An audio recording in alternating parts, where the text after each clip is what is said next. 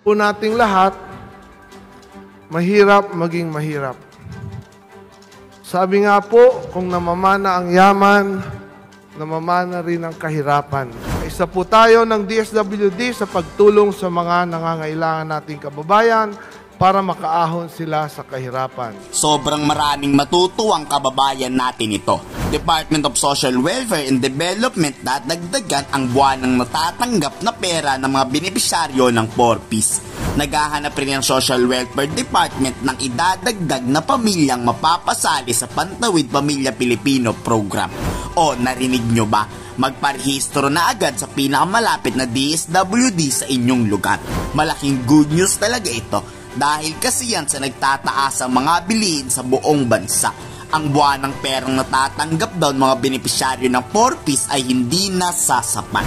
Napapanahon na siguro para magkaroon ng pagtaas. Nangako rin ang Social Welfare Development sa mga 4Ps na hindi nabigyan ng tulong noong mga nakaraang buwan dahil sa pag-iimbestiga ay mabibigyan na kompletong tulong simula noong hindi sila nakatanggap. Kung pwede po, maging agresibo ang ating DSWD na ito po ay mapalitan at mapunuan agad ng ibang benefisyaryo. Nang sa gayon, yun naman pong ibang nag-aantay ay maipalit, ay mabigyan kaagad ng ayuda o ng tulong galing sa ating gobyerno. At isa pa, Mr. Speaker, Distinguished Sponsor, kung pwede po natin itong palawakin pa, no? Gawin po natin itong 5 million kung maaari ngayong 2024. Kung kakayanin po ng ating budget, sana po ito ay maging malawak na 5 million. Noted, Mr. Speaker, and yung sinasabi natin, mayroon tayo as of now 100,000 household na nasa wait list. So easily we can already replenish, no, or replace those that have exited, no, from the 4Ps. Tama po ba, Mr. Speaker, Distinguished Sponsor, na nagkukomit yung DSWD na magiging agresibo sila sa pagpapalit? At any given time, meron po tayong 4.4 million beneficiaries na nakakatanggap ng ayuda sa ating pong ahensya. Yes, Mr. Speaker, in fact, DSWD is already executing it. Thank you, Mr. Speaker, Distinguished Sponsor. My last point, Mr. Speaker, Distinguished Sponsor, before my times end, napag-usapan na po ba sa National Advisory Council ang rekomendasyon ng Philippine Institute for Development Studies or PIDS regarding the increase of cash grants? I ask this because last May 29, 2023, the PIDS report revealed that because of the COVID-19 pandemic and because of the inflation, the 31,200 maximum amount that a 4-piece household can receive in a year had been reduced in value to only 14,524. Yung pong 300 pesos noong 2019, kailangan na po nila ng 366 pesos ngayon. Nabawasan ang kalahati ang value, Mr. Speaker, Distinguished Sponsor, nung yung total cash grant na pwede matanggap ng beneficiary. Ano po ang recommended action dito ng DSWD as lead agency of the NAC or the National Advisory Council? Because as stated in Section 10 of Republic Act 11310, the NAC or the National Advisory Council shall ensure that the grant amounts are sufficient to make a positive impact on the health, nutrition, and education of the beneficiaries and are timely received and spent by the beneficiaries. Did you propose this to the DBM? May this representation know why hindi na-include itong recommended increase sa 2024 budget proposal ng DSWD? Mr. Speaker, the Council unanimously approved or agreed to that proposal of an increase, no?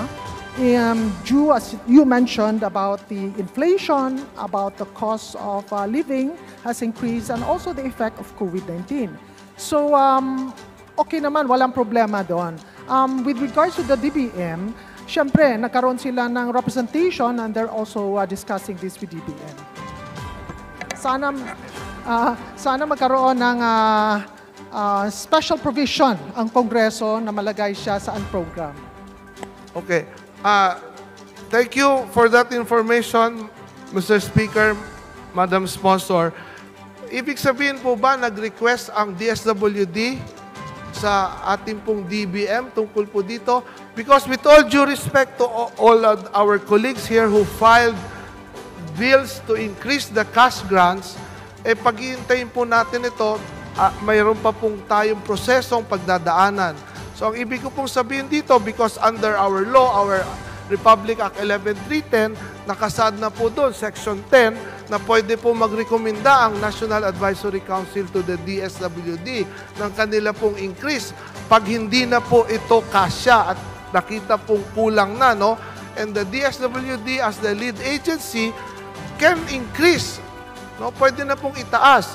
So ang gusto ko po sabihin dito, dahil po dito sa ating mga beneficiary ngayon, na araw-araw po, nandyan po, nakikita natin yung pong umalis na, yung pong kanilang food pie ay bumabalik na naman po doon sa pagkain ng noodles, ng instant noodle araw-araw.